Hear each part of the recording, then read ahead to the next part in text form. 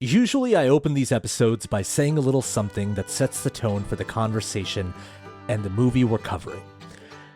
But when someone like Dame Marjorie Maude Chardon is dropping bars throughout a 90-minute runtime, all you can do is quote the Queen and start the episode.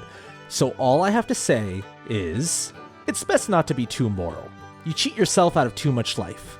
Aim above morality. If you apply that to life, then you're bound to live life fully. This is Harold and Maude. Hell yeah. All I gotta say is, if you want to sing out, sing out. And if you want to be free, be free. 'Cause there's a million things to be, you know that there are. There you go. That's all I gotta say about this. So I want to wrap up the show now, actually. Like, right. I think this is a good place to end it. So, thanks everyone for listening. If you're on YouTube, thanks for watching. Smash that like button. Smash that big old like button. It really helps out the channel, and subscribe and share with your friends. Pitch into our Patreon.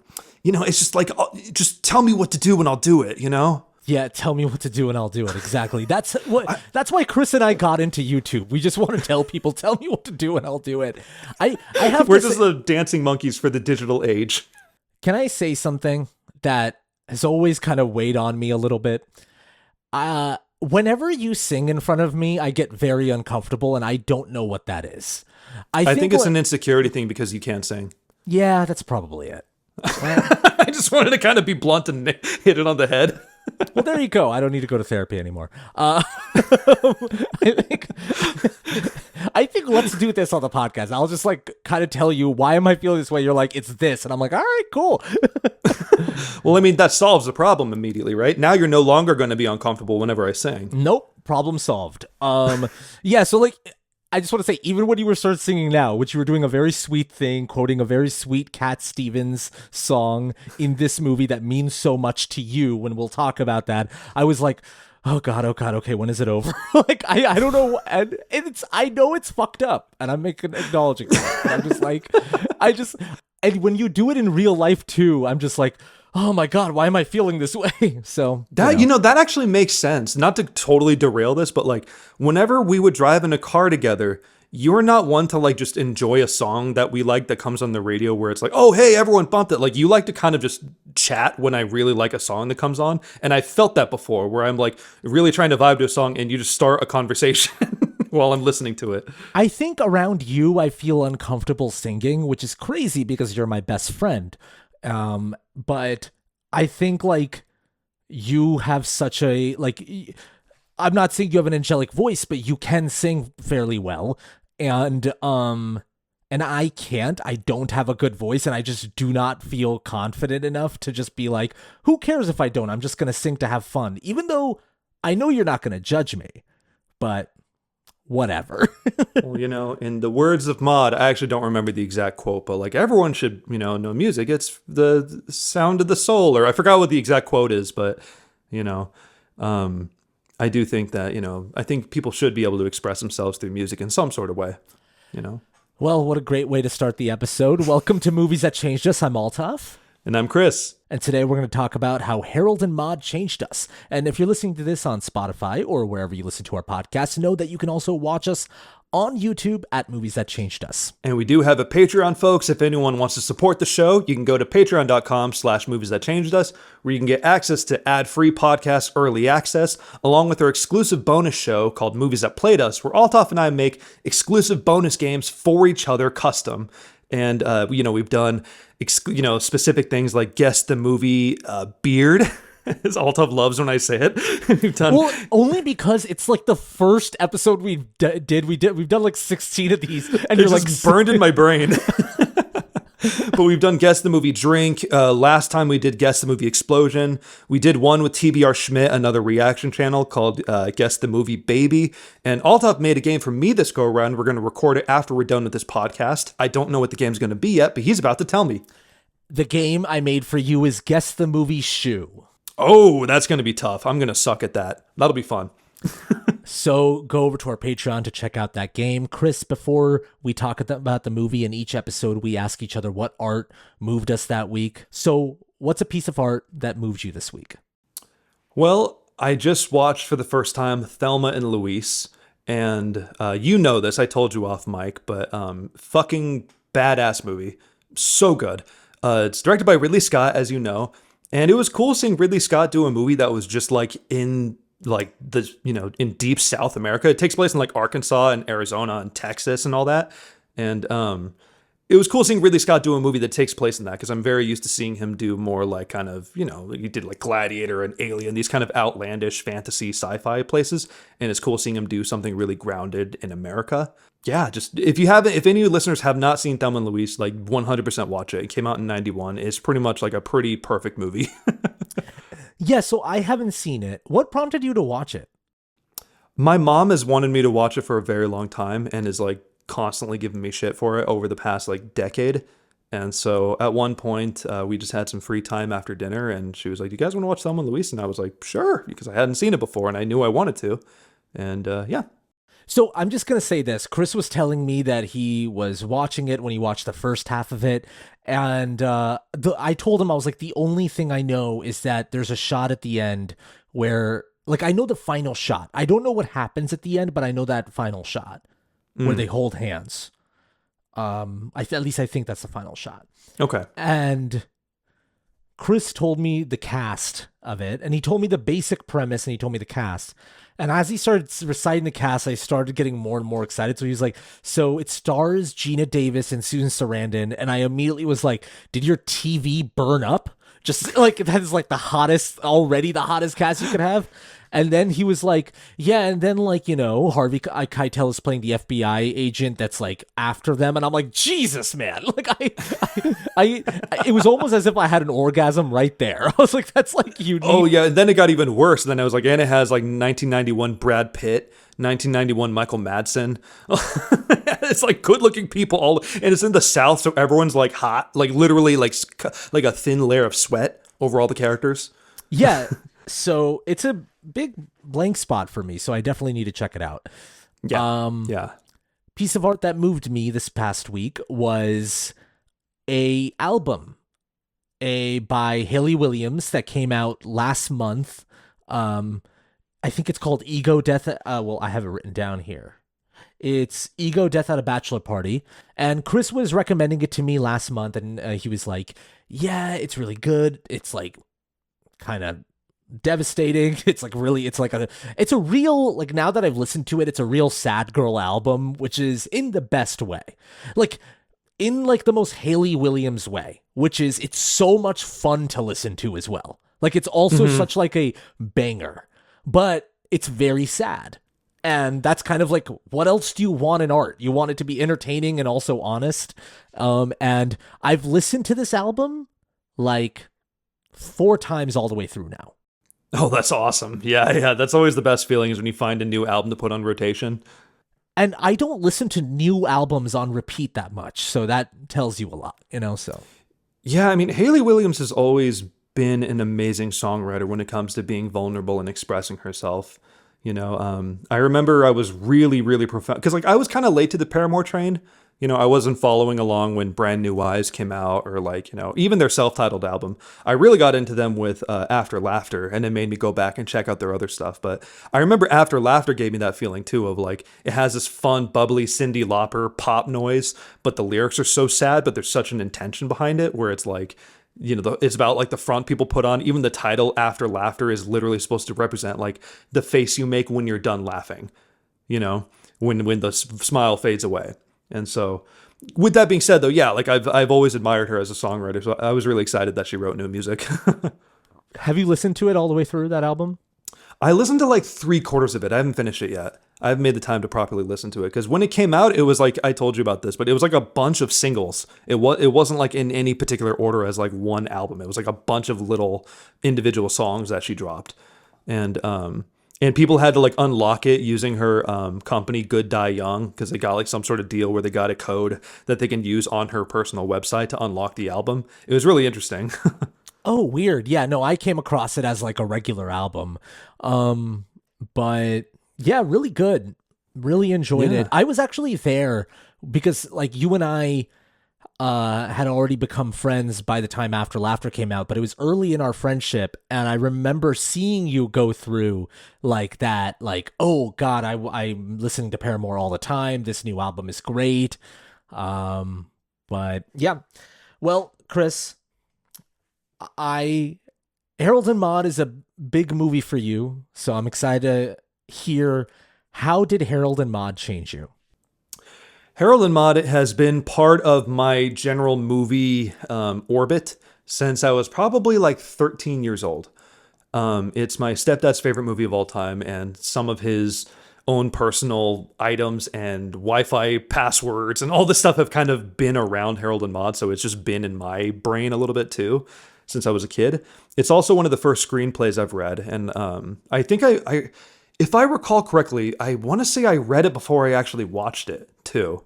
Wow. And which, side note, anyone that's looking to get into writing or especially screenwriting, I highly recommend reading a script to like a major movie before watching it. It's a very different experience because most people watch the movie, then they want to read the script as like a behind the scenes kind of thing. But it's a whole different experience when you read it for the first time and can picture the script on your own, you know, without having the movie to kind of supplement it for you. But anyway, though, so yeah, I mean, this is one of those movies that like has constantly been a source of comfort for me. It's so fucking weird, but it's so timeless because it's so weird, you know. And I love when movies do that. There's certain movies that have their own like little time capsule. You know, I feel like School of Rock has that, Napoleon Dynamite has that, and I feel like in a weird way Harold and Maude fits that. And it's kind of, watching it again, I've realized that it's kind of just a manic pixie dream girl story, but about an old lady instead of like a cute young girl. And it adds a whole different texture to it about, you know, someone who's at the end of her life still living to the fullest, as opposed to someone who has their whole life ahead of them. So, yeah, I have a lot to say about this movie, but that's the general gist of it. What about you? How did this movie change you, Altaf? I've only watched it because of you. Like, I think, ever since I met you all those years ago, you would always tell me how much your stepdad loved Harold and Maude. And I remember for his birthday, you and your family had made this like Harold and Maude, like kind of ode to your stepdad. And Yes. I was going to mention that. Yeah. yeah. So we'll talk about it. And, I'd never heard of this movie until you talked to me about it. And then one day it was one of those things where like, you want to just put it on? Let's watch it. And I was like, sure. And I think you saw me fall in love with this movie. Like, you got to see firsthand my certain reaction to scenes that I can't wait to talk about. And that was like about 3 years ago. And I remember I hadn't seen it until like 2 nights ago preparing for this podcast. I hadn't seen it again. Like, I hadn't even watched scenes from it, but I remembered it fondly, and you and I would quote certain scenes and just, you know, just out of joy. And 2 nights ago when I watched it, I felt sometimes like what you feel when you watch a movie that's going to change your life forever. Like, you watch I watched it 2 nights ago and it heavily impacted me. Like, in a way that's even like hard to explain. Like, I can't stop, like my mind wouldn't stop working after I watched it. I was listening to the soundtrack of while washing dishes last night. I listened to the whole thing. And just kept like, even writing notes for this movie made me emotional, like just finding quotes. And yeah, it moved me even more than it did the first time I watched it. Do you think the reason, I mean, there probably are a couple reasons why it moved you more the next time watching, but like, do you have any theories as to why? Like, do you think maybe the first time watching it's a lot to kind of take in because of it's a very strange, unconventional story, but do you think there's also different, like, you know, context around your life too that might have hit you a little bit different? Because, you know, we always say it on the podcast, right? This is one of those movies that takes on a new meaning as I get older, you know? Do you think that it was like one of those situations? Well, you know, for me, man, like, nothing really disturbs me. I didn't think this movie was weird because, like, I'm just fucked up in that way. Like the minds of Trey Parker and Matt Stone. You know what? Completely regretting that bit. Matt Stone and Trey Parker, in an age where free speech is being threatened every day, Matt Stone and Trey Parker are borderline heroes. So, like... If anyone doesn't get that joke, by the way, from a few episodes ago, don't worry. Just we'll roll with it. We'll get through it together. And even when I first made that joke, I wasn't criticizing them. I was criticizing South Park fans. But I don't even want to criticize South Park fans anymore. They are actually heroes. So, like, that's all I'm gonna say. Okay, cool. I want to like officially end that bit here. We're putting it to rest. Yeah. You're burying it. Well, so yeah, okay. To answer your question sincerely, I think in these past 3 years, my life has changed pretty drastically. And Sure. Some of that includes you, and some of that includes just personal stuff. One is, in these past 3 years, I went from being a full-time YouTuber and living my dream with my best friend to not doing that anymore. And then being in between jobs for a while, really struggling financially. And now I'm at a place where, fortunately, I have a job that I'm doing well at, and I can support myself and do more than support myself. But I'm 29 and I'm turning 30, and I'm thinking a lot about like I'm single and I don't want to and I'm trying to like date, and I feel like I'm now reflecting on my life in a different way, and I've gone through many changes in these past 3 years where this movie hit in a very, very drastically different way. And also, the first time you're watching it, it is very weird, and you're kind of taking it all in. And the second time you're watching it, I felt like I was living this movie, Yeah, 100%. I mean, it's kind of interesting you point that out, because one of the factors of this movie is around like suffering and what it means and the way it shapes your perspective and the way you appreciate things. And things might, that seem inconsequential might now have a whole different meaning. The fact that the character of Maude literally admires everything down to the molecule about life. You know what I mean? Like everything, like every word that comes out of her mouth is like loving something. She doesn't complain or bitch and moan once the entire movie. And but you learn more context around her, things that she's fought for and ways she's suffered too, that it kind of makes you look at her differently. And the only reason I mention that is just because there's a couple little like Buddhist elements sprinkled in there, especially when she justifies stealing cars, how she said like it'll serve as a gentle reminder for people to not get too attached to things. I was like, that's a super Buddhist philosophy of the concept of not being too attached to your material possessions. And she has those kind of like, she's much more hedonistic, than like a traditional Buddhist, but like she has those elements sprinkled in, of like being truly present in the moment and not worrying about things in the future and being there. So like, it's interesting you mentioned though, like how this movie took on a different meaning because, I mean, in a weird way, probably because you've suffered a little bit more, just because we've had more crazy shit we've hit in our lives, Yeah. Okay, moving on. No, I'm kidding. You completely. I didn't give a shit about that. That was a boring take, Chris. You say this beautiful thing and reflect on my comment. Just a horrible podcaster. No, I think what really stood out to me is speaking on Maude having this very Buddhist take on life. I also find it very amusing how silly she finds the day-to-day annoyances that we all deal with. And just how silly she finds our fears and our anxieties. Like when Harold hesitates because he sees cops that are inspecting Maude's car that obviously is stolen, and Harold stops Maude for a second. And Maude just like turns around, she's like, oh, cops. Okay, never mind. She's like, oh, that's what you're worried about. Oh, this is okay.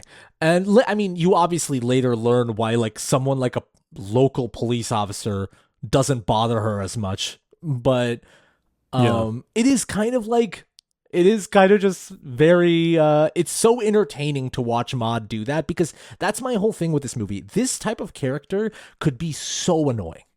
Like, it could verge on joy in the first act of Inside Out, where everyone hates her because she just can't like accept sadness in her life. The reason Inside Out works is because joy and sadness have to work in tandem, and that's Joy's arc, right?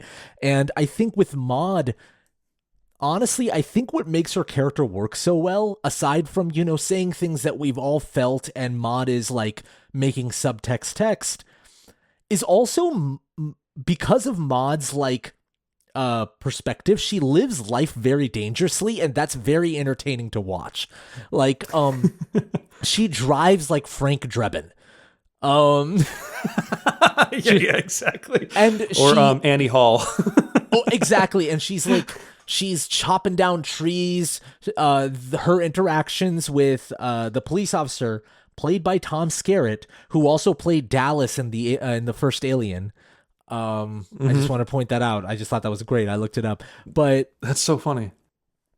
All that stuff is just so much fun, and that's kind of what makes her fun to watch. Or else it would have just felt like this kind of, even before the number on her arm is revealed, like it would have just felt kind of like cheap to just have a character be like, look on the bright side of things, you know? There's something really fascinating though about seeing an elderly person who like, you know, sees things from such like a whimsical perspective, who's excited about new things and still wants to have new experiences every day. It's like, it's very rare to meet someone at that age who's that into things. Let's talk a little bit about Harold, because we're going to be talking about Maude a lot. I want to start with Harold a little bit. That opening scene is amazing, and I remember the first time watching it how shocking it was to me, and you saw my reaction. But it's especially amazing because of the Cat Stevens song. Mm-hmm. And by the way, I'm just gonna put this out there. I would really like it if Cat Stevens just scored my life. Like, if I just went through like a bad date and was walking back home or whatever, I just want like a Cat Stevens song playing to be like, don't be shy. Just like while I'm so you can sing and I can't. No, I'm kidding. And I want to be wearing like that trench coat. You know what I mean? Yeah. Oh yeah. 100%. I mean, like there's something about that soundtrack that, I mean, I say this about the Beatles too, but I think this soundtrack has the same kind of effect. Cat Stevens almost feels does. Like, have you listened to any other Cat Stevens songs? Yeah, 100%. Yeah. Yeah, his vibe is, yeah, sorry, I interrupted you. Yeah, I was just going to say, like, it just, you know, it heals the soul. That's really what it is, I think. You know, there's some music that just kind of hits you a little bit differently when it just kind of gets in there in your heart, you know? And especially, obviously, the famous song, If You Want to Sing Out, Sing Out. I mean, that song is just like, it can move anyone to tears. I think for me, the song that really moved me was Trouble. Like, that was the one that just, like, I couldn't stop crying. I think If You Want to Sing Out, Sing Out, I just heard from you, and, like, it didn't really affect, it rolled off of me a little bit. I hate to say it. But, no, I get it, yeah. But, okay. So we meet Harold hanging himself, and then immediately it's like this. Well, I was going to say the song works so well just because the contrast is fucking amazing of him lighting candles, him putting on the show, and you quickly realize that this is all a show. Like, this is what Harold does. And his relationship with the death is super interesting. Like, he doesn't want to, it doesn't feel like he wants to die, but it's just he gets, the only thrill in life is that he gets is people reacting to him dying. Mm-hmm. And I find that idea very fascinating, and I find that idea so unexplored in movies of, it's not even about like, oh, we don't want to live life anymore, we don't want to take risk anymore, which is, there obviously this movie's a big part about that, but the part that I really attach myself to is like, the idea of like, what will people think when you die? Like, the scary part is that like they might be really sad for a little bit and then they will continue living. But you also want them to put on a show. You're fascinated by the ideas like at my funeral, like who will put on the show? And I want to know what you think about that. Like, cause I think about that often. Like I'm not even saying I'm so fucked up kind of way, but I think about it all the time of like, if I got hit by a car, Like, how would everyone else react? Would a friend that hasn't talked to me in a while start crying and regret it? Like, who would come back out of the woodworks? Of course, and I think everyone and their mother has thought about that sort of thing, right? As morbid as it is, but of how people would react. And I think if anything, sometimes people use it as reasons to stick around too, to like actually take care of themselves and not throw their lives away. Because especially people who have families or were married or have children, like you're kind of held accountable in that way too. Not just through death, but through just life too in general. Like how you live can, people can depend on you too. And so, yeah, no, it's definitely interesting when it comes to Harold because that's literally his introduction, like you said. And he's like very dimly lit too, and he's wearing this dark suit. He's pale. It's like he's almost feels like an Addams Family member or something like that when you first meet him. And not only does he, elaborately stage his own deaths, but he also is fascinated in the deaths of others and going to funerals and watching other people's reactions to other people dying too, And I think like there's this constant contrast between that of like bringing in the duality of life and death, like when the marching band comes in too at the funeral. Oh yeah, of course, when they're putting the casket in the car as the marching band is coming Yeah, in. it's this awkwardly kind of funny moment, I mean, which is what the movie does. I think it's purposely funny. Yeah. 100%. That's what I mean. But it's like it does that perfect dark humor thing, which is I love me some. Oh, you're so twisted. Not even just dark humor, but I love like I've talked about this a million times. But I love the stuff that like can deal with the broad range of emotions when it can talk about something as serious as death, something that people have. It's part of life. We've all dealt with death in some capacity, I'm assuming. What's your vibe like at funerals? Like, how do you feel at funerals? Because I have like been to a few. I went to one last year where a family member of mine, a close, like my grandma passed. And I didn't cry. Not because I didn't feel sad, but I just didn't cry. And everyone around me was crying. And suddenly I was like, should I kind of like put on a show? Like, should I like do it? And I didn't.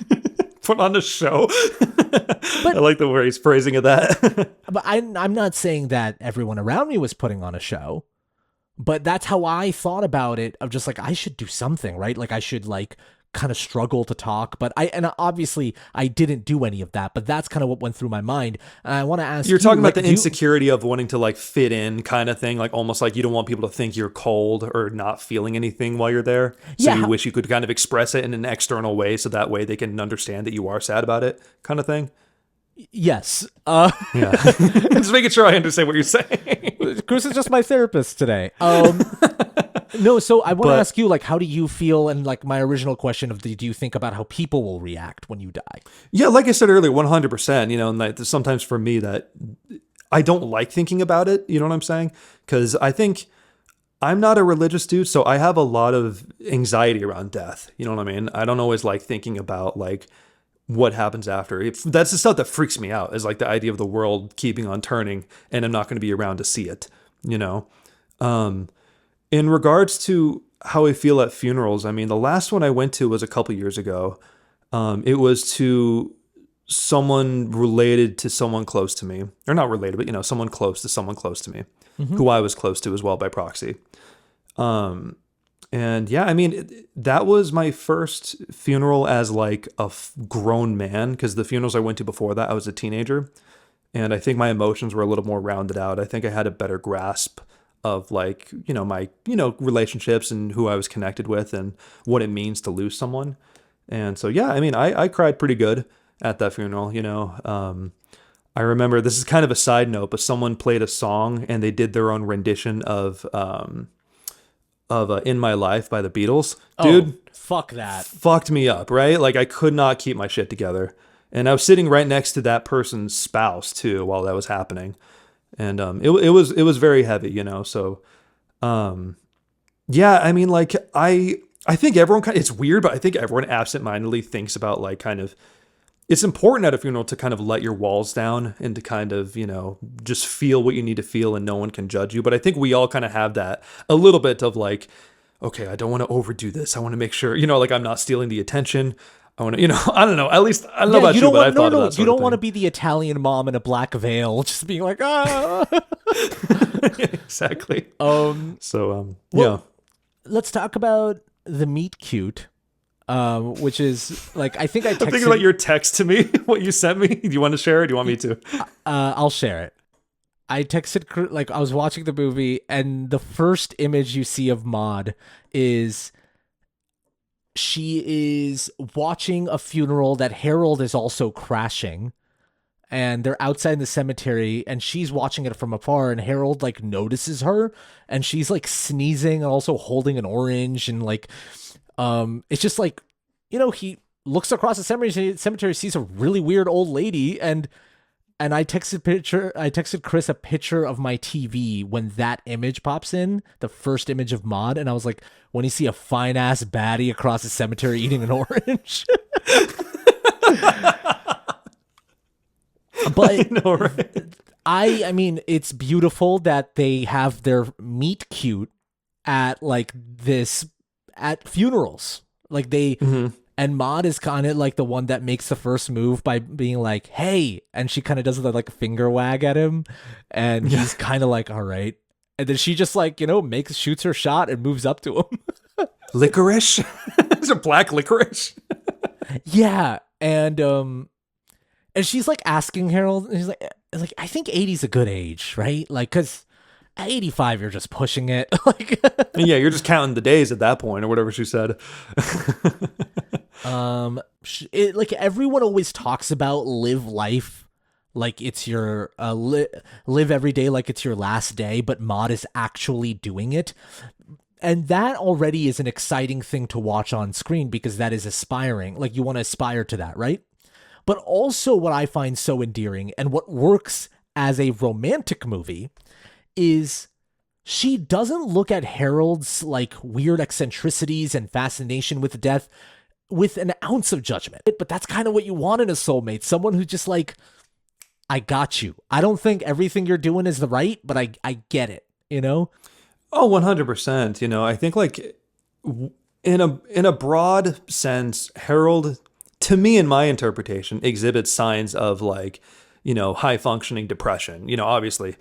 And I think the way he expresses it in all these weird, elaborate ways and stuff is really just him expressing his own pain when it comes to not feeling like he has any control over his life because he grew up in an environment that is clearly, all of the joystick is taken from him. You know what I mean? His mom has this pompous transatlantic accent woman who is amazing, by the way. The performance is incredible, but she clearly is just trying to guide his life and trying to make him conform to what she expects of him. And they do it perfectly in that the matchmaking scene when she's filling out the questionnaire, how it slowly transitions to her just answering the questions for herself, and like even throughout when she brings in the dates, how she forgets the dates' names or like their jobs, mixing them up. Like she's so self-absorbed and doesn't really see a human being when she looks at her son. She just sees her son as an extension of herself. Someone that she can just brag about at her social gatherings. And so her only problem with Harold is that he's like cramping her style. You know what I mean? That's kind of like what it is. Like you're ruining my events when you do these weird suicide, stages. And so I think what Maude brings to the table is, yeah, like you said, doesn't judge him and really just sees the person that he is and understands him. Yeah. And makes a point to just like, tell, and when we don't have to tackle it now, but when she tells him like, I understand a lot of us feel dead. I have the quote. Can I read it? Yeah, please read the quote. If we're going to talk about, let's just talk about it then. Okay, cool. Because yeah, I don't want to talk around it. So, it's that scene where he's at Maude's weird ass home where she has all these antiques and she's grown a lot of shit. And he's kind of like bearing his soul to her. And he's telling her that he is fascinated with death and tells that story of like the first time he faked his death, he saw the way his mom reacted. And he kind of breaks down crying. And he says, I enjoy being dead. And Maude responds with, oh, I understand. A lot of people enjoy being dead. But they're not dead, really. They're just backing away from life. I say reach out, take a chance, get hurt even. play as well as you can. Go team, go. And then she says, give me an L, give me an I, give me a V, give me an E, Live, live. Otherwise, you got nothing to talk about in the locker room. I fucking broke down. Like Me too, my man. Me too. Last night, you did, like, when you watched it, you did too? Oh yeah, absolutely. It hits like a fucking train. Yeah, why is that? Why do you think that specific scene hits so hard? For me, I think the part that really got me mostly choked up was when she says get hurt even. I think it's kind of what I talked about earlier in this, is kind of like sometimes the suffering you go through can kind of like make you feel defeated, or make you feel like, this is like, oh fuck, why did I do this? I just kind of, you know what I mean? I'm only setting myself up for failure. Why, it's easy to get lost in that bullshit. And I think like it's another way to recontextualize your own pain, to look at it from a perspective of like, like, oh, I fucking tried something. You know what I mean? I did something. I did something and I don't regret it. You know? And so I think like for someone like Harold, who has been idle his whole life, who didn't really do anything, his only hobby is self-absorbed of him trying to, kill himself all the time. It's basically telling him like, just do something, even if you don't end up in, it doesn't take you where you want to be in the long run, but just do something, because every experience builds off the last. You know what I mean? I think like even, and this is kind of a total side note for me, I've had, some dating life stuff happen where I felt, not like regrets, but I felt a little bit of loss and confusion, and that's something I got to tell myself of like, no, I don't regret trying things. I don't regret being with people. I don't regret meeting people. Everything builds up the last. There's no wasted experience, in my opinion. Which is crazy. That's what I get out of it. Yeah, like the thing is, after going through like a experience that might have not gone the way you thought it was gonna go, for a while, it feels like such a waste of time. No matter what it is, it feels like, why did I fucking waste my time if that was the end result? And it takes a little bit, and it, varies depending on the situation. It takes a little bit for you to get to the end result of, oh, well, I wouldn't like change anything. I felt like I've become the person I am because of that. But it takes a while. And it's funny, as humans, we go through that fucking all the time. Like, it never, at least for me, it never ends. Every time I go through something where the end result isn't what I wanted it to be, I'm like, fuck, why did I do this? And then like a year later, I'm just like, oh, I'm glad actually that happened, because if that didn't happen, this wouldn't happen. And I like, my life kind of went this way. And that's been my entire life thus far. And I still can't fucking learn. And so that's why art like this is important, because I think the line that really got me emotional was when it's funny that you and I have like a different part of that quote that gets us. Sure. The part that got me is play as well as you can. I think about that, because I think about that in relation to the Ron Swanson quote from Parks and Rec, where he's talking about love, and he says, no one really knows anything, we all just roll the dice. And that line from Parks and Rec always stood out to me, and this has kind of the same vibe of like, life is not about just like getting what you want or achieving something. It's about playing as well as you can, like just doing your fucking best.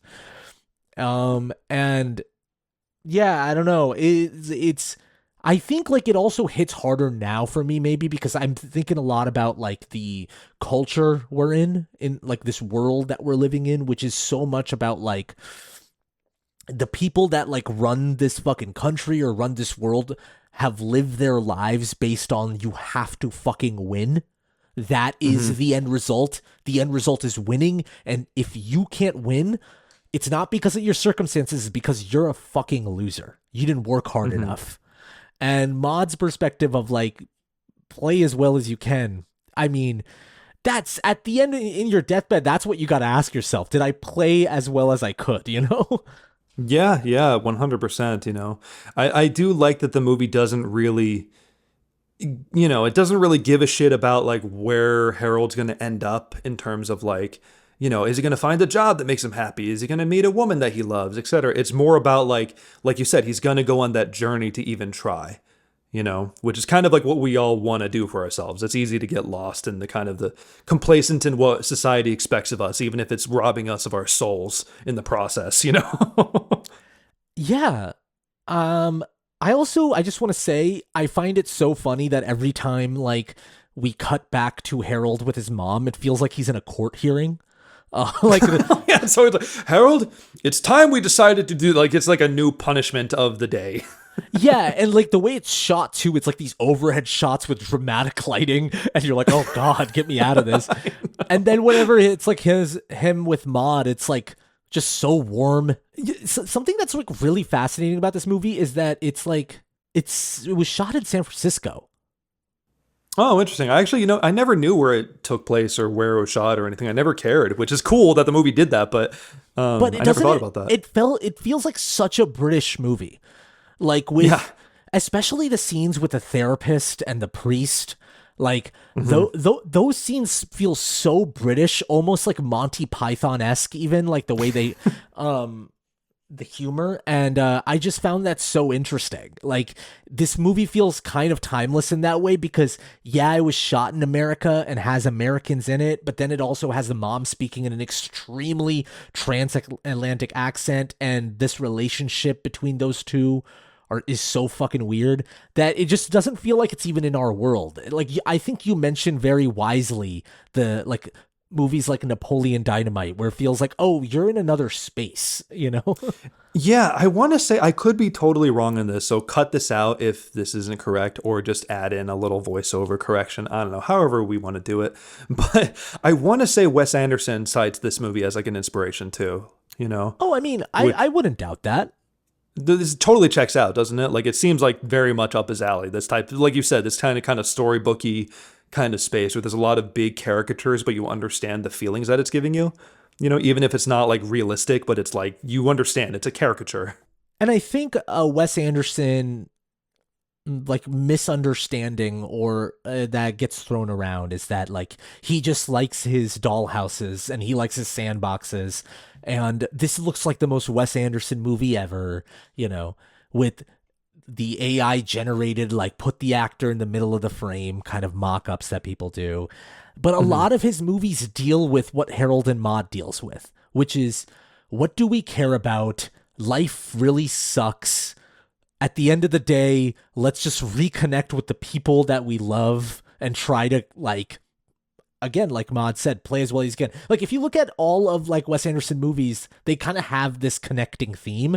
And I think to our listeners, I would just say that, like, if you also have that kind of feeling about Wes Anderson, where you're just like, it's just, he just does his, like, he likes everything symmetrical, I'd consider giving his movies a rewatch, just because, like, there's so much substance there. Yeah, I know you've told me that for a while too, and I haven't really seen enough of his movies. I've seen like some of the big ones. I've seen Royal Tenenbaums, I've seen Rushmore, I've seen Fantastic Mr. Fox, but still haven't seen the hotel one. I mean, you have to see Grand Budapest. That is like, Yeah. That's my personal favorite. But it also is just, dude, it has Ray Fiennes giving an amazing performance in it. He's so cool, good in it. You have to watch it. Yeah. By the way, when I casually kind of rolled off, the hotel one, I was saying it, humorously. I don't actually think that low of it. Like, just to be clear, just to, like, I don't want anyone clipping that and making it out like, dude, I don't like Wes Anderson. We got to be careful, man. We have a lot of ears on this podcast, Yeah, I have a lot of hate watchers. Well, let's go here. Maude and Harold, have these like different dates, and it's really just the way the camera frames them I find amazing. Like the cinematography of this movie is so astounding. There's like a lot of shots where they're like two small people in large landscapes, and it's what I love. It's kind of what I talked about in the Punch Drunk Love podcast that we did, which is these kind of people need a big movie too. Like we need to put these kind of people on a big screen, they have just as much as importance as Superman or Iron Man does. Like these are and they can be just as cinematic, of an experience too. 100%. My favorite shot in this movie is right after they have like a sweet conversation, and Maude talks about like most people are this, but they think they're that, and she's like talking about the flowers. It cuts to this fucking wide where they're in the cemetery and they're just two tiny specks in this expanse of tombstones. Yeah, man, it's so intentional is what makes it cool. It's not just like pretty wide shots for the sake of being pretty, but it like that's communicating something to you when you watch it.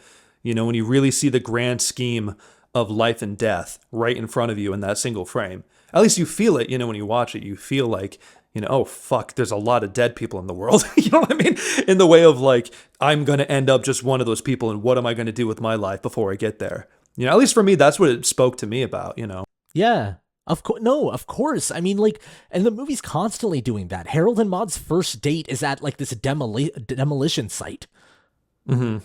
And yeah, I just love that shot of just like it cuts to Maude and Harold having a little picnic while these like building is being demolished. I know. I think one of my favorite shots as well is in the last like third of the movie when Harold starts really falling in love with her. It's the moment when you see the tattoo briefly. It's that shot behind them with the sun lighting their front sides when you see the back where they're kind of like silhouetted. Yeah. Fucking stunning shot. This movie is directed by Hal Ashby. It's written by Colin Higgins and shot by John Alonzo. And all three of them are just like blacking out. They're so good. But blacking out. Hal Ashby is a director I didn't know much about until I watched this movie, and I looked him up. And the two big movies that I always hear about is Last Detail and Being There. And I was like, let me watch Last Detail because it was on the Criterion Channel, and it's Jack Nicholson as the lead, and highly recommend it to you, Chris. Highly recommend it to our listeners who maybe haven't seen it. But if you like Harold and Maude, you're gonna like Last Detail. Cool. It's another movie that's about these themes, but it tackled in a different way and a bit more raunchier. Like it is, but it seems like what Hal Ashby does really well is like deal with themes that are so universal in settings that are very abnormal.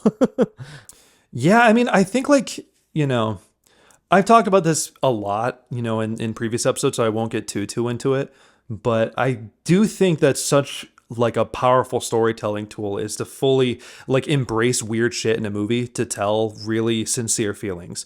That's why I love Everything Everywhere All at Once so much too. Yeah. Because that movie deals with such like serious existential themes, and I feel like this movie has a lot of that too, but it just does it in such an unconventional way to kind of get through to you beyond just a traditional rom-com, where it tells something where it's like it makes you really think outside the box of like, yeah, this is a weird couple, but at the same time they're so real and I can't really argue against it. Fuck, and it makes you look at your own life of like, oh, maybe I should be a weird person too.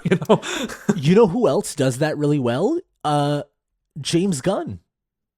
Yeah, very much. Like in Guardians 2, the famous Yondu line of he might have been your father, but he sure as hell ain't your daddy. Yeah. I mean, that is a line that's ridiculous and funny, and Mary Poppins, y'all, and Yondu's a blue guy saying that, but when it's delivered, the payoff is so emotional. But yeah, to your point, it's just like when I see Harold and Maude in this movie and how fucking weird that coupling is, and these two drifters basically stealing everything, chopping down this tree and replanting it, I want to follow these people forever, and these people deserve a cinematic story as well. You know what I mean? These people deserve time on screen, and I think I crave these type of movies, man. I crave a movie that's about like real weird people, Mm-hmm. Yeah. And we need more of that today. I just feel like especially during the time this movie came out. It came out in the early 70s when the world was fucked up. When like there was a lot of mistrust in the government, and just like there was this air of danger, and movies like this would come out that would feel very just grounded and real, and I wonder if that's going to come back now because of the world we live in. I mean, yeah, it's funny piggybacking off of that. I love when he goes to the military school, how he Oh just my has God. straight up a picture of Nixon right there. Well, so it's like my favorite is it goes from the general who has a picture of Nixon behind him, and then it goes to the fucking psychiatrist who has a picture of Sigmund Freud behind him. It's just this movie, doesn't give a fuck. This movie is so cynical about people in power, but in a way that's not like, it's not banging it over your head, but it is kind of just showing like how everyone in power in this movie is just fucking ridiculous. Oh yeah, it's very much just making fun of different angles of the establishment. That like for something like Harold, it should be so cut and dry what's wrong with him, but he's being so deeply psychoanalyzed and asked all these questions when it's like because his mom's disconnected from him. Of course that, you know what I mean? Of course he's going to be just weird and idle and not want to do anything with his life. And his house feels like a museum and not a home, And it's barely lit. Like it's always all like gloomy in there all the time. Yeah, I love the general's like he's lost it. Like at first he's talking about like the military will be great for you, Harold, and then it does the cut to the wide of his arm is gone. Like, oh yeah, I know. And then later when they're in the car together, when his mom is like forcing him to join the army, how he's sitting next to him and he's like, yeah, it has its ups and downs like any other job or something like that. When he's like, that's one arm. And then also like the moment after, like now we're just talking about our favorite moments, but yeah. The moment like after, Harold and Maude do that scheme of Harold pretending to attack Maude with this like lust for violence. Yeah. And Maude like falls down and the general's horrified. It cuts to the general and his sleeve is in the salute form. I know. It's such good blocking, man. Yeah, man. There's never mind. I was going to talk more about Last Detail. Just watch Last Detail. It's so fucking good. It's like probably my favorite Jack Nicholson performance too. Okay, cool. Yeah, I kind of like that this movie really feels like it's of its time. Like it's talking about things that, Americans were very anxious about. Like late 60s, early 70s, about tides changing and the mistrust in government and like the Nixon of it all and the conspiracies of it all. But it's telling it through the lens of these two weirdos, Yeah, it's not trying to tell any, and they even literally discuss it in the movie, but it's not trying to tackle any larger social issues in like a grand sense. These characters are not changing the world in any way, but it's more about them looking inwards and what they can do directly with their own lives. Well, and that's what. Yeah. Sorry, go ahead. Sorry. I was just going to say that's what Maude elaborates on when she talks about her own past, fighting for different causes and the umbrella and all that. And then she ends up just saying, like, now I just fight in my own small individual way. You know what I mean? Like that's, I think, arguably equally important, if you have a genuinely good impact and inspire those around you too, the immediate people, I think that can also have equally as profound of a change in the world too, because that could make them better people and then they could be better people to other better people. It's to me, I'm like, that speaks for itself, I think I want to talk more about that, and also one of the most like moving moments in any movie right after a short break. All right, guys, we're not sponsored by any companies. We want to share a little bit about what's going on with us. As you guys know, we have a Patreon where we do bonus shows, early access, ad-free content, and we'd love for you guys to check it out. It's patreon.com/movies that changed us. And guys, coming up next week, we're going to be discussing Little Miss Sunshine. So now is your window. You have a week to watch it before we tackle it. So if you want to be there and be fully caught up, now would be a great time to do it. So I want to talk about that scene with the tattoo. Because when I don't know if you remember this, but my first time watching it was with you, like I had mentioned. And that scene was happening, and I missed it. Like, I don't know why, like, maybe my eye was, like, directed towards something else, or I got distracted for a second, and you asked me, you're like, did you catch that? And I'm like, what? It was like, there was, like, a tattoo on her arm. It was just, it had numbers, and I'm like, what does that mean? He's like, she was a Holocaust survivor. And I was like, oh my God. And Yeah. I think we had even gone back a little bit and watched it just so I caught it again. And then for the past 2-3 years or so, in my mind, that shot was longer. And in my mind, I had even made up a thing where, oh, she covered it up, right? Like it showed and then she covered it up. Like I had that scene in my mind. And so when I watched it recently, I'm like, oh no, it's so fucking quick. She doesn't cover it up. It's like the smallest moment. It's not discussed, but it immediately throws so much weight. And the fact that like I thought that scene was longer and was more of a moment says so much about how well done that is. Yeah, it's almost like a, Mandela effect or whatever they say. Mandela effect. And yeah, see that ironically I forget how to pronounce it because of the effect in itself. Yeah, that almost felt like written. That was crazy. But so it is a crazy significant moment in the story. And I remember, it's funny, like I said, I read the script too, and I remember feeling it when I read the script too. When I got to that point, I was like, whoa, well, I felt the same way. I mean, like it completely makes you look at her character differently, and it's obvious why, but she's someone that endured one of the cruelest and most evil times in humanity's history, and she made it out and has every reason to be broken or to feel cynical about the world, but she took that and used it as a way to fully embrace life. She has every reason now to truly live. When you go through something like that, you don't know the extent of what she's been through. It's like she's, like inklings of her life, but you don't know that much. That's the only snippet you get. But it's like perfectly enough to tell you that, like, her optimism doesn't come from a place of like, it's not a privileged place of optimism. You know what I mean? It's kind of the opposite. She has everything to back it up, her mindset. Yeah, I mean, she's seen the worst of humanity. Like, yeah. Talk about the fact that like it is truly a shock that she can appreciate people around her when she's seen the worst humans can do. It's obvious, like, no shit, she has an appreciation for life, but she doesn't have to. Like, she can be she is allowed to be cynical about every fucking thing. Because when you've seen the worst, how can you have any hope? And it's moving that even after that, she wants to live, and she like is encouraging Harold to live. Mm-hmm. That she has hope for Harold. That's so moving. Like that, I can't fucking talk about it. The fact I know, I get it. I mean, she genuinely believes in his future. You know what I mean?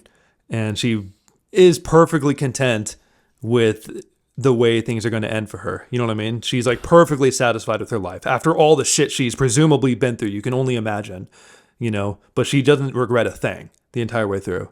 I love the way that scene wrapped up too, right after you find that out. And I forgot what book she was citing. She was citing a book. I should have written it down. But when she was saying like how this person was out at sea and saw the most extraordinary birds, and when he got back, he realized they were just seagulls. And she was saying, I still see them as extraordinary birds.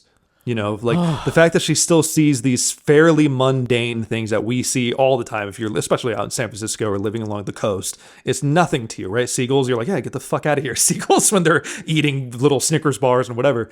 But the fact that, she still is able to talk about that sort of thing with such like a wonder and a sense of hope and optimism of like like I said, literally, man, down to the molecule, everything is amazing to her.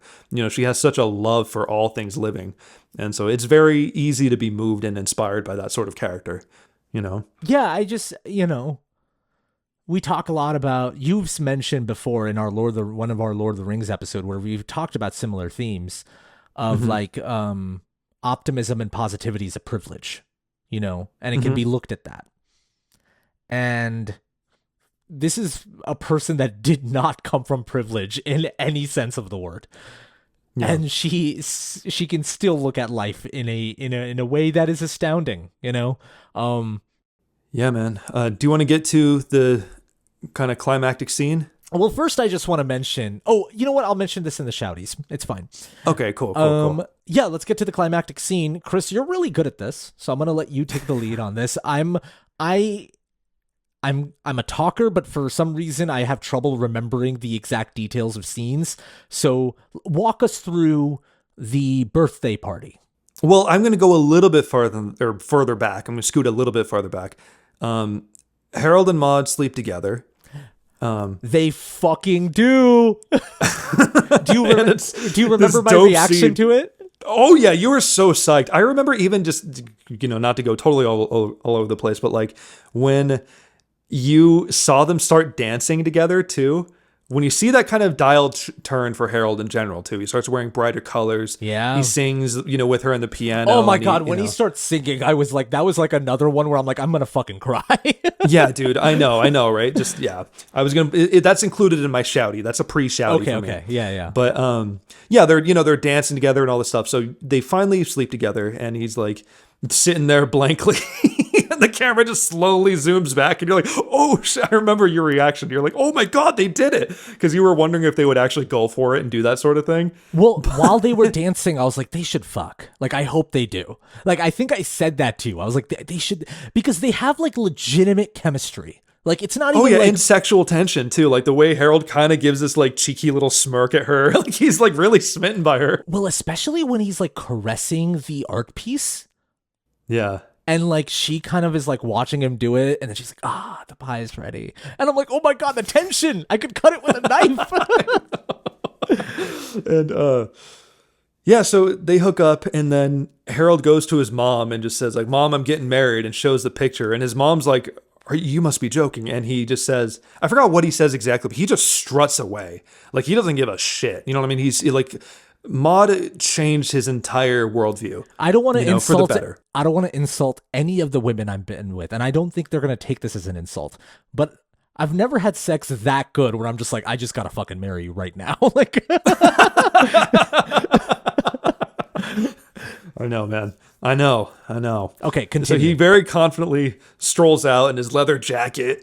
And then it does all these cuts of like the different people reacting, where you see the military general guys explaining to him how like, this is very unusual. And then the psychologist, guy says like, there's a common Freudian, thing where, men absentmindedly want to sleep with their mothers, but you want to sleep with your grandma. I have the quote from the psychiatrist and the priest in my Shouties, so I'll officially read it out just so we can like. Okay, cool. That. Yeah. I'm just kind of skimming through, but then the priest ends up explaining how like just the thought of your soft, pale body, and her whatever sagging breasts and flabby buttocks makes me want to vomit. And then he ends up holding a birthday party for her, and he's fully in love with her, embracing this new thing that he has. Yeah. And he has this really cute, happy birthday surprise for her because it's her 80th birthday. And then he dances with her and she says, I couldn't have thought of a better farewell. And Harold's like, farewell? And you're not going anywhere, are you? And she says, I took the tablets an hour ago. I'll be, gone by midnight. And it's this long, just dreadful pause of Harold slowly realizing what's happening. And then this fucking incredible editing cut of him just starting to scream out like, what? And it hard cuts to a siren at the same time. Oh, well, it's really what's great about it. And this is like the magic of this movie is that this is what's happening is so sad for obviously for Harold, and Hal Ashby's somehow able to make that moment. He's able to make us laugh even in a moment like that, but it doesn't feel like it's undercutting it with this like snarky joke. It's through editing. And because it's also like the emotion's real. The fact that it goes from a scream to a siren, you know what I mean? Yeah. It's not like ironic, you know what I mean? It's not doing it for like to like you said, undercut anything. It's still like accepting Harold's emotion and you understand it. But it's funny still. I just want to stress that it is funny. Yeah, for sure. Well, especially Maude's like reaction when she's in the back of the ambulance, like, I don't see what all the fuss is about. Like, God, like almost like everyone's being too dramatic about this, And Harold's distraught. Tears were streaming down his face. And can I say his line delivery that I really love? Yeah. Oh, Ma, don't die for God's sakes. Yeah, exactly. And I love because Harold and Maude both have like they talk about death in a way that no one else in life talks about death. And so even in that moment, Harold is kind of like acting like Maude kind of had like a faux pas where he's like, don't die. Like, Yeah, 100%. I know. And he's also clearly like in denial too. You know what I mean? He's like, this isn't really happening, you know? Yeah. And he ends up telling her, he's like, Maude, I love you. Like, I love you. And she smiles at him and just says like, that's wonderful, Harold. Now go and love some more. Yeah, fuck that. Like, actually go fuck yourself. Like, I know, dude. It's like just your heart just shatters when you hear that line. Yeah. You know, because it just tells you, it's like all the message of the movie wanted to say to you, you know, is like he has his whole life ahead of him and so much to do and experience. You know what I mean? Like now he has this newfound appreciation and, you know, embracing of life. And yeah, the gift that Maude gave him is that he's able to love. Exactly. He discovered that part within himself. Yeah. And then once again, brilliant editing, cutting back and forth between Harold driving the hearse, you know, by himself, and then cutting back to him at the hospital. Can we talk about the song? Oh, sure. Yeah. So you take it away. Like you said, in that while the editing is going on, the song Trouble is playing, and I looked into it because the song really moved me. And then when I was like cooking the other day and I listened to it, I teared up again. And it plays really well intercutting between him driving kind of like Maude in that way, in that very risky way. Mm-hmm. And with Maude in the hospital looking at Harold as Harold's harassing the doctors, all that stuff is going on. And that song was written by Cat Stevens while Cat Stevens was in the hospital and and his lung had collapsed and he was suffering through tuberculosis. Jeez. And it came out of him. Like he needed to write that song. And so that song is about that kind of pain, kind of realizing what, you know, that moment of just like what life is really about. Yeah. I mean, it's crazy. Like, cause I've never written a song in my life. I love music, you know, and I can play instruments, but I've never attempted writing a song. But, I see people who have natural songwriting abilities embedded in them where they can write songs in like 15 minutes, like nothing, right? There are people who just write songs all the time. And those people like have to write music when they're feeling things that intensely.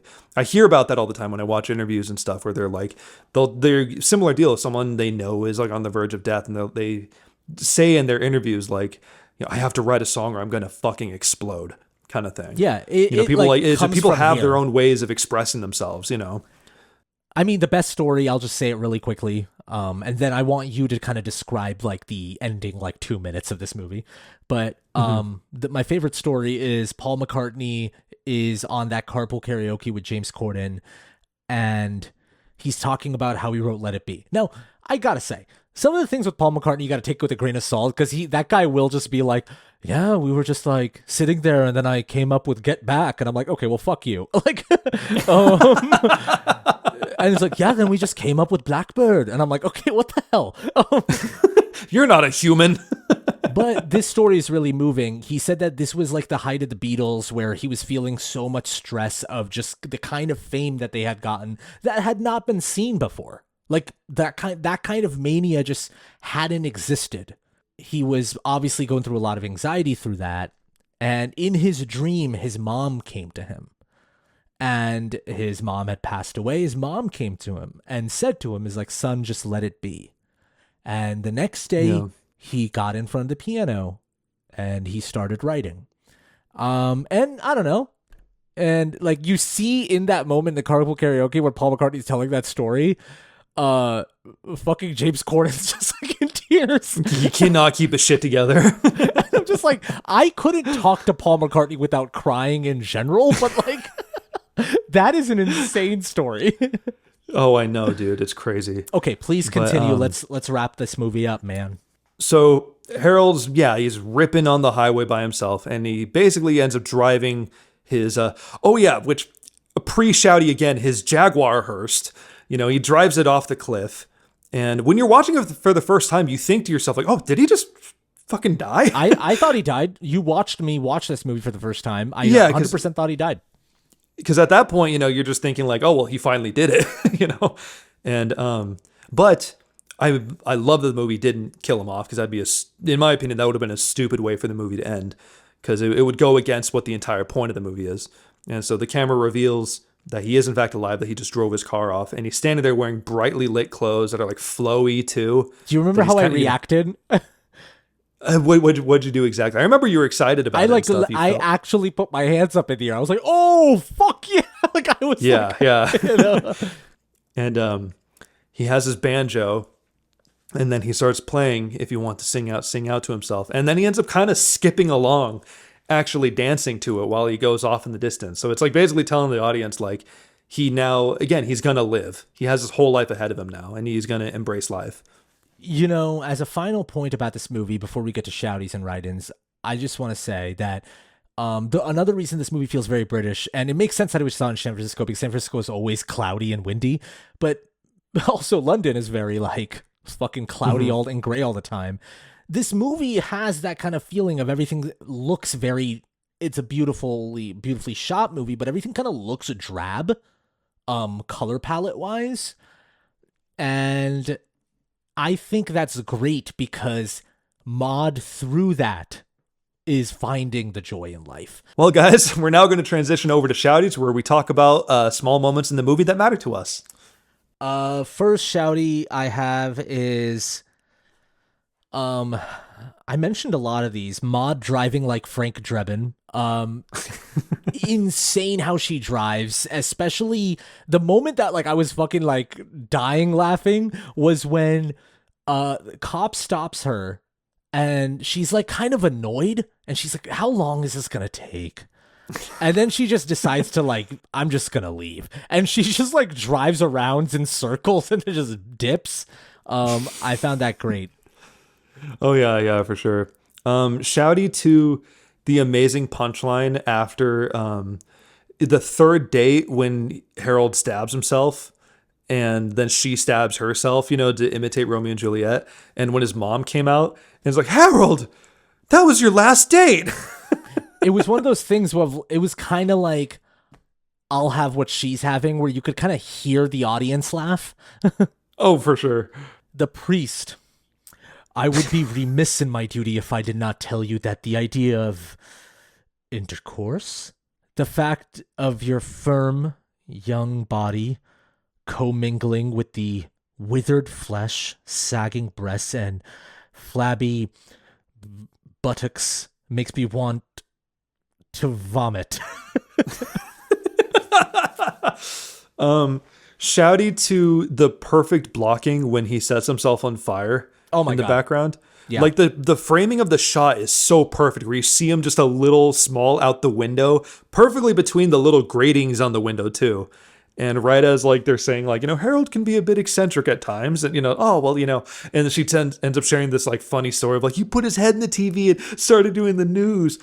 Whoosh, like immediately after, just full engulfed in flames.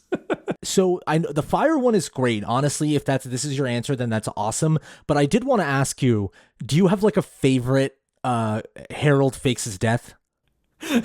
Favorite kill? Welcome to the kill count. Harold and Maude. Listeners, we pass this question on to you as well. What's your favorite Harold kill? But my favorite is probably between the flames one and then also him with the gun when during the matchmaking segment. When the same deal, like I mentioned earlier, when his mom was reading out all the different questions and gradually just answered them herself, and he's just not even paying attention. And it's just this whole thing of him like just shooting himself and then flying back and just, oh, Harold. The slow build of it is really good. Okay, well, I think for me, that's it. I don't have any more. Last one I already mentioned earlier, but I just want to really just accentuate it, is the Jaguar hearse. That's so badass. It's like one of those cool, unique movie cars. I remember we did the guess the movie vehicle from Movies That Played Us, and that was one of them. Yeah, I didn't catch that one just because I hadn't seen the movie in a while, so it wasn't top of mind. Yeah. The fact that Maude steals it and is just like, Harold, I'll give you a ride, and then Harold later is like, Maude, this is like my car. Oh, okay, well then, not even sorry, just like, oh yeah, okay. So we asked you guys how Harold and Maude changed you. You emailed us in at moviesthatchangedus@gmail.com. You know the deal, guys. If you watch this show or listen to it, follow us on all our socials at Movies That Changed Us on Instagram, TikTok. And also, if you want, you can just subscribe to the Patreon for free. You'll get notified what movie we're doing and where you can email us. I'll read the first one. Okay. It's from Sarah. I saw this in high school, and I think it's the first time I really understood the message, you can be a weirdo, who cares? They're both nonconformists to the extreme, and yet they're both worthy of love that doesn't expect them to hide parts of themselves. All with the Cat Stevens song spelling it out for us. It's a message that still speaks to me when I'm down on myself for not fitting into a box that I invented. I also learned that this is not a high school sleepover crowd pleaser. It was the 2000s. I really could have picked a more straightforward rom-com and saved this one for my film friends. Much love, nice dudes. That's awesome. Thank you for sharing that, Sarah. I love the way you phrased it, that they're both worthy of love that doesn't expect them to hide parts of themselves. Definitely. And I also like what you said, that when you said it still speaks to you when you're down on yourself for not fitting into a box that you invented, because that's very true. I think all of us kind of create boxes for ourselves. So that's very moving. Appreciate it. Before we move on to the second and last write-in that we got, I really want to ask you, what's your high school crowd pleaser? So I want to set the scene. You're like 16, a bunch of people are over your place, and you're like responsible for the movie. Like, what movie are you picking? That is 16-year-old Chris's dream, by the way. A bunch of people coming to my house and letting me pick a movie. I didn't have that many friends when I was 16. But oh, okay. So you're asking, like, when I was 16, what I would have picked? That was exactly what my question was. Okay. Because there are movies that I think I would pick that would be different for 16-year-old Chris, but I'm trying to put myself in the shoes of when I was actually 16. I feel like if I was with my friends at the time, I probably would have done something stupid like Clockwork Orange. Okay. Not stupid. That's a great movie, but stupid for a 16-year-old to watch with his friends. So you and Sarah are like in the same boat in that sense, where you guys would pick 100% the wrong movies. That's great. I'd probably pick some Adam Sandler movie. Fair enough. Okay. This one is from Christopher. Hi, nice guys. Note, I have not watched this movie in over 2 decades, so I am relating to how this movie resonates with me 20 years after watching it. Harold and Maude has the distinction of being the most awkward movie that I've ever watched with my mother. Sorry. I was in my early teens. We watched a lot of movies when I was growing up, and she did not care much about rating or filtering for age-appropriate content. There were a lot of movies with cringe moments, but this one took the cake. That being said, all of the strangeness of the spring-winter romance portrayed in the film, what stuck with me was the depth and intensity of the relationship. Harold was not a bad-looking guy who was in a good situation and could have had a wide range of potential partners, but he chose to attach himself to the person that spoke to his soul. In a world full of algorithmic matchups and data-driven monetized dating apps, the idea that you can choose a partner based solely on how that person speaks to your being feels like a fantasy that I want to live in. I was a little frustrated with how the movie ended after seeing the chemistry that they had. When the credits started to roll, I turned to my mother and asked her why the fuck the movies they made in the 70s were so gloomy. Her response still resonates with me today. She said, because that's how we all felt at the time, and that's how life feels for everyone sometimes, and having that feeling reminds us that we're still alive. I hope that I connect as deeply with my future partner as Harold did with Maude. The thought of meeting that special someone makes my heart feel light and full of hope. Stay nice, dudes. I just want to say, go mom. Like, what a great mom. Like, to... Oh, I know. Not only just be like, I'm going to show my son Harold and Maude. Like, it's maybe not appropriate, but this is a good movie to watch. And when the son asks such like a, deep question of like, why are the movies so dark at that time? The mom giving such an insightful answer. Honestly, the mom gave an answer that we try to search for doing this podcast. Oh, 100%, and, well, and the fact that, you still to this day, Christopher, like, feel what the movie wanted you to feel says something, like, I'm sure at the time you're like, why is that so dark? But like, it's sticking with you, right? Like, you still have like a deep understanding of the movie, and probably in a more profound way than a lot of movies nowadays. And, I love what you said about like, of someone that truly speaks to your soul in a world full of algorithmic matchups. That's always such a fascinating thing to me of like, people that seem like they should be matches on paper versus people who actually see you for the person that you are. And so, that's a really important part of the movie. Yeah, it's that moment also that, speaking of like Manic Pixie Dream Girl, you mentioned 500 Days of Summer, and they have those, in 500 Days of Summer, there's those kind of like interstitials where like the friends of Joseph Gordon-Levitt's character are talking directly to the camera, and they're talking about their dream girl, and one of the friends is like, "Who's my dream girl?" Would probably be someone with red hair, big breasts, but and the person that I'm with isn't that, but she's better. She's better than that, Yeah.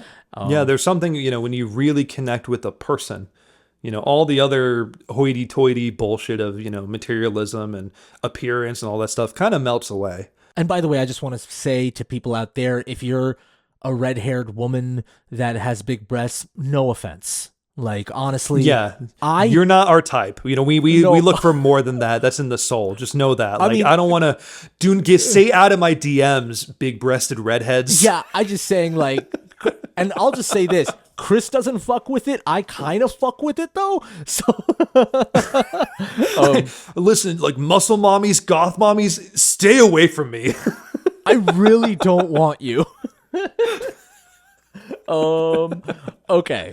Well, I think that about wraps it up. I thank you guys so much for watching. Thank you so much to our patrons for supporting us again and again. We really appreciate it. The next movie that we're going to be doing on this podcast is Little Miss Sunshine. So yes, go watch it and be ready. Thank you so much for watching. Last but not least, stay nice, dudes.